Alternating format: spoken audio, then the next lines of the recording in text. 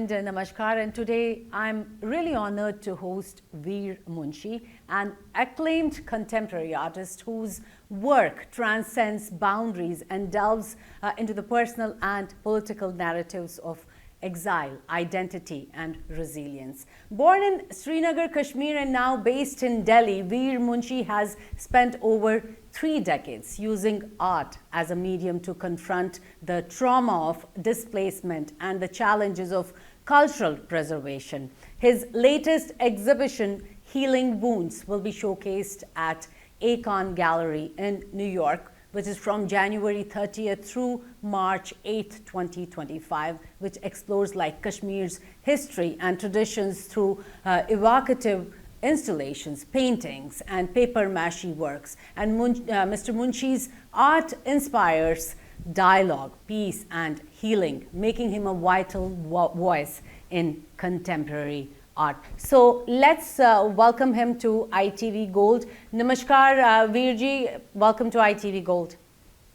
Thank you very much. I'm really honored to be on your channel to speak about my works and the forthcoming exhibition which is happening in New York City in Icon Gallery from 30th January. The preview is and starts from there.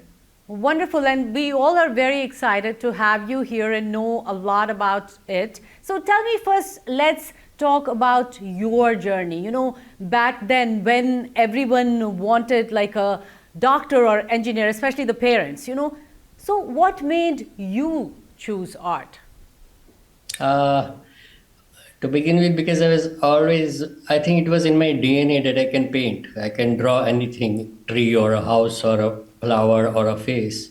So it was there, but I never thought this is also a profession where you can live on and you can make it serious. That was not my idea at that time when I was young. So they were always because our community believed in these jobs, in being medical or engineering. That was the case everyone around. So it's true, I didn't know because my father was an art teacher and I used to feel inspired by him, but I never practiced it as a young, but I had a confidence to paint. So I did my academic graduation also, because till then also I didn't know this can be the serious thing. But I used to enjoy it while drawing a sketch or drawing anything, a poster. There used to be students gathering around me in school time, in college time. So I used to enjoy that part. And then there was a tradition of doing on-spot painting. You will go and on the mountains or hill rocks or the river bank, and you would draw these landscapes. That was amazing, but I never, again, not thought of doing it seriously. But it was only at one point when I did my academic graduation, I didn't want to sit across the table and same job. And I saw most of my classmates went for medical and engineering. I was not comfortable with those kind of things. I thought I need to take another route. And by then I read about Van Gogh and I read about the Impressionist painters. So I got very fascinated. I said, oh, this is also the way to live. It's one kind of life. Of course, there were a lot of challenges socially, like nobody accepted that time. I goofed up with my parents, oh, I'll do this art training and I'll become a professor. So that was not the case. I never became a professor. I only became an artist, a freelance artist. I've been always a freelancer. I went to art school, which was the best in India, in Baroda, MS University. So I did my graduation from there in art. So I stayed there for 6-7 years and practiced. And I came with a different idea what art is. And so I started practicing it. And that was way back that I went back to Kashmir. I thought I will do something from there only. That was my native place. But that didn't happen. I had to leave that place at one point because of these political reasons. Right. But I think, you have done tremendous in art. So let's talk about this Healing Wounds. So tell me, what inspired this powerful exhibition and how does it connect to your own story? Yeah, the whole idea of art changed me when the 90 Exodus happened. Because till then I was following what I have learned in art school, in narrative art movement, and I would paint. I will paint social figures, and I'll paint social uh, aspects of art, what happens in the life and all that. I was a figurative painter to begin with, but not a political one. But in 90, when this experience took me on another journey, in fact, it was much learning that uh, oh, life can be this also, and the experience and circumstances can be this also, and how do you deal with as an artist? So I landed at Delhi with big space and big place, and I didn't know how to address these issues. So it just happened that somebody wanted a painting for me. I thought I'll paint. They gave me some advance, and I tried to paint the way I used to paint, but it didn't turn into a painting. Then I made one painting, a large painting, oil on canvas, 10 feet by 4 feet, which was terrorist on floating land. I was just referring the floating land because Kashmir being a very saintly place, it will never have terrorism for longer. I thought it is floating. So I use it as a metaphor. But that painting taught me a lot that I felt it like it really released my pain and anguish of that time. I was very reactionary about what was happening. It was not being addressed properly, and a community has left the place. And so this work taught me that it gave me such a good relief. So it was really helping me out as in therapy. So then I continue doing in that genre and try to archive all that what happened, what was my experience of terrorism, what was experience of migration, displacement, or exodus. So I painted a long series on this, and I have almost uh, documented all the whatever happened and whatever my personal experience was. So my work became personal, come political. So I did a large series and which I showed in first time. It was a very major gallery here, Al-Qazi's Art Heritage. That was my first show I did here. Wow. And now, you have another, as we said earlier, that Healing Wounds is being showcased in New York. So tell me, how does it feel to share Kashmir's story in such a global art hub?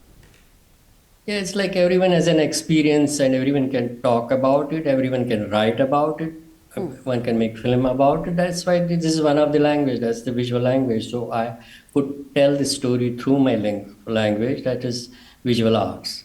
So I've been doing this for quite a number of years.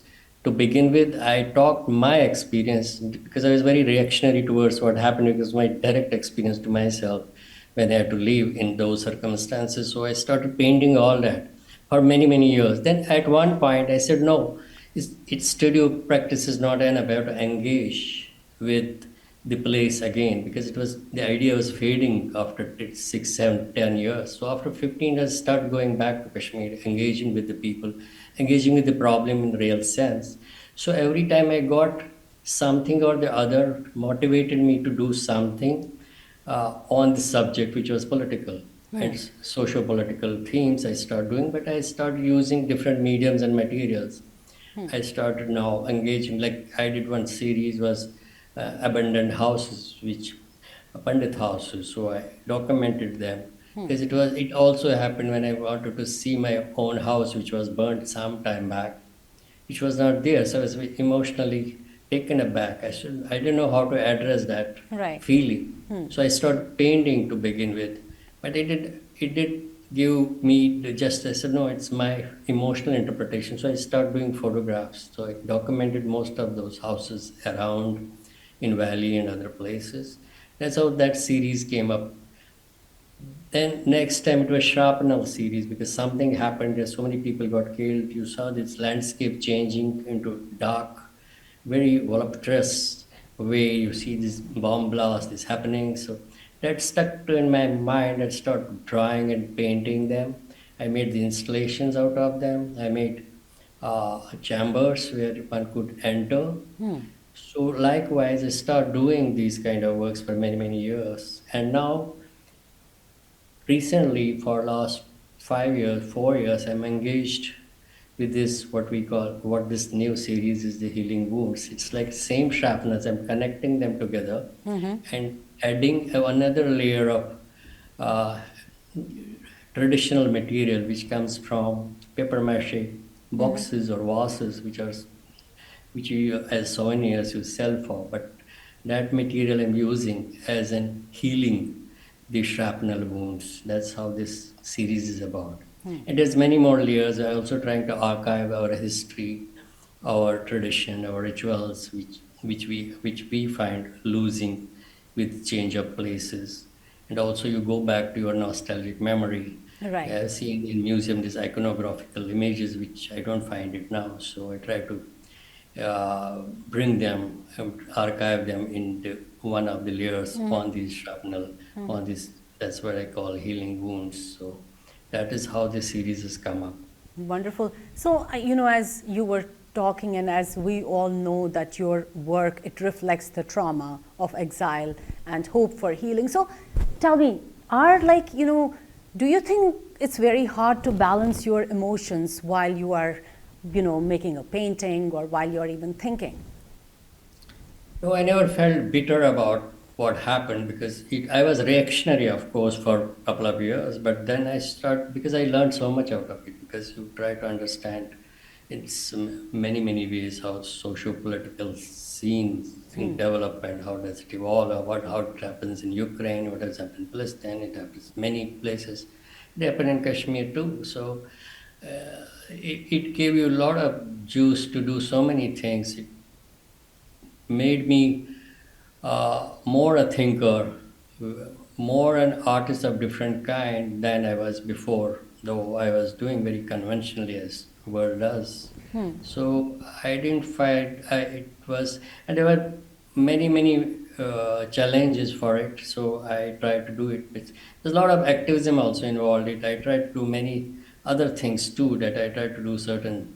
I did one of the major project in Srinagar itself, that I brought all the artists who have left Kashmir, brought them back, and the artists who were there, connected them together to have a bigger show. So those engagements never gave me time emotionally to be low. I was always engaged by doing certain and engaging with the problem in different ways, and also being very contributory about it.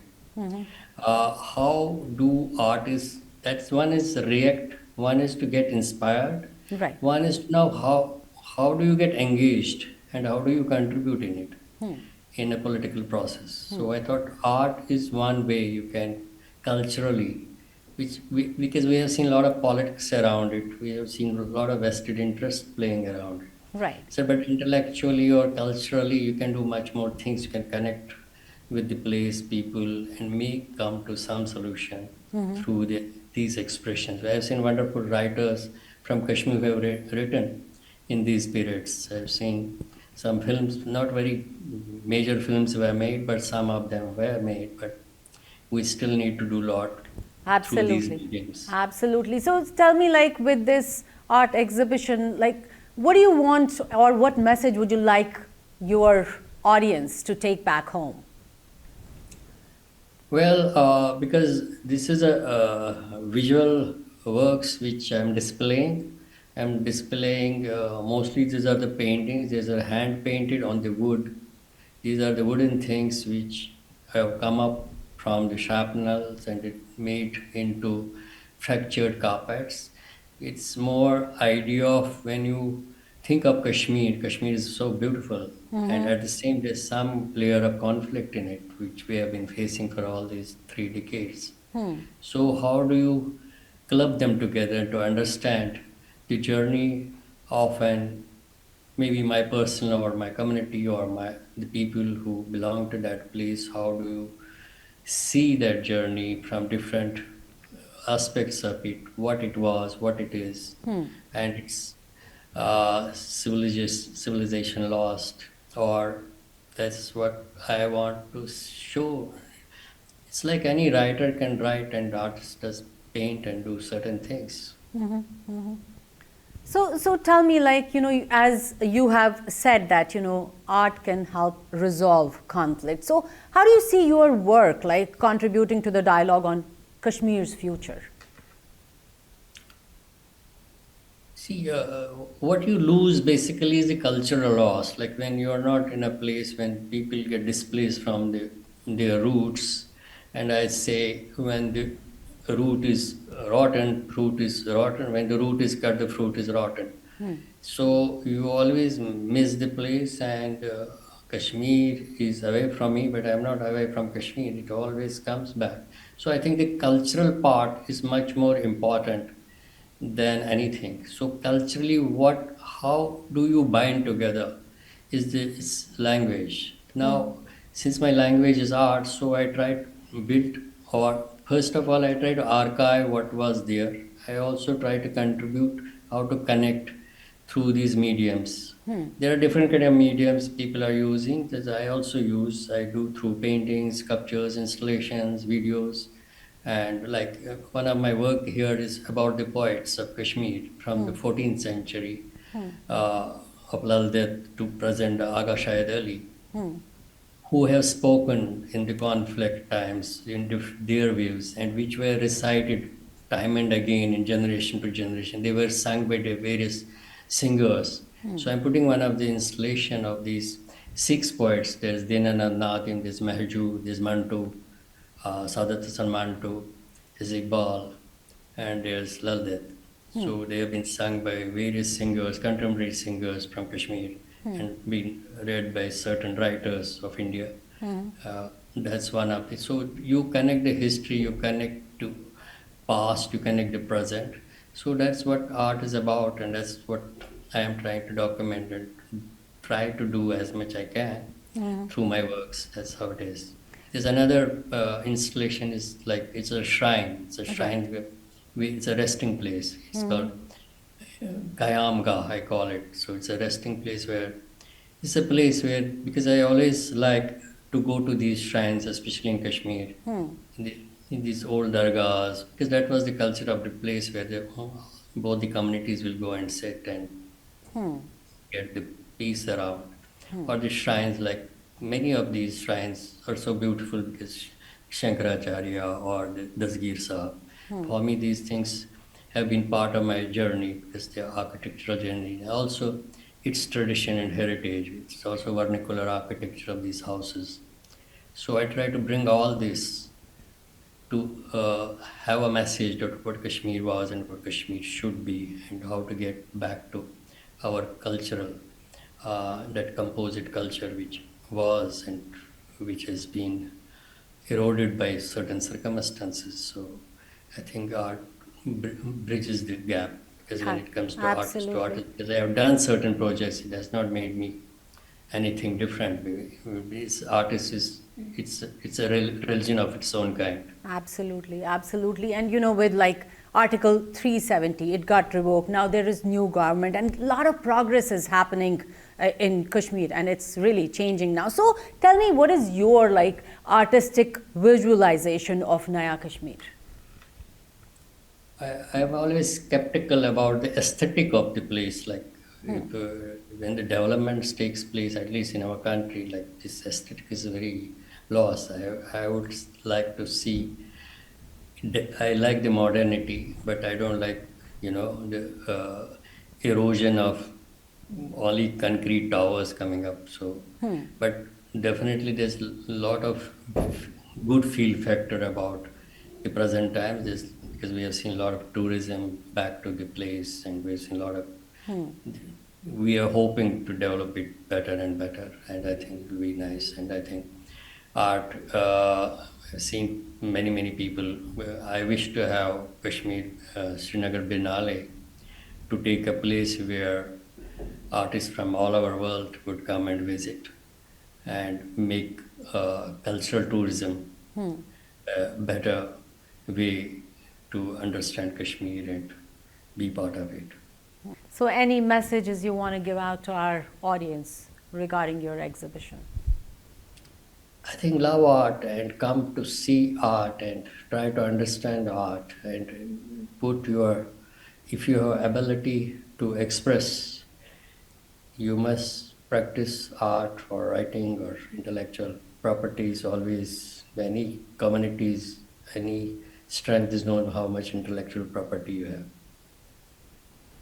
I would like to wish you all the best and looking forward to seeing you at the art Thank you exhibition. very much. Thank you. Thanks.